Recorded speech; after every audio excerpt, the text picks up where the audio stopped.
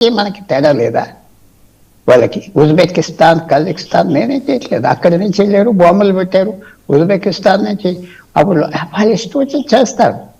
Trump చేసేది ఇప్పుడు మనం చాలామంది ఓవరాల్ పిక్చర్ చూడాలి. ట్రంప్ భారతదేశం వీసాస్కి దానికి మంచిది కాదు, కానీ మిగతా ప్రపంచాన్ని కూడా అలా చేస్తున్నాడా లేదా?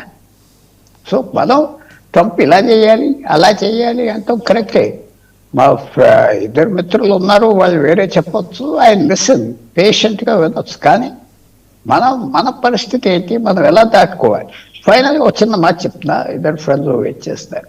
మన ఫారెన్ మినిస్ట్రీ గత వారం రోజుల్లో ఏమన్నారు, ఈ సంవత్సరానికి వచ్చే ఛాలెంజెస్ మనం లౌక్యంగా ఉందాం, మాట్లాడొద్దు, జవాబు చెప్పొద్దు, నవ్వుతా ముందరికి వెళ్ళిపోదాం, కానీ ఎమర్జెన్సీస్ వస్తే దానికి తగ్గ రియాక్షన్ చేద్దాం.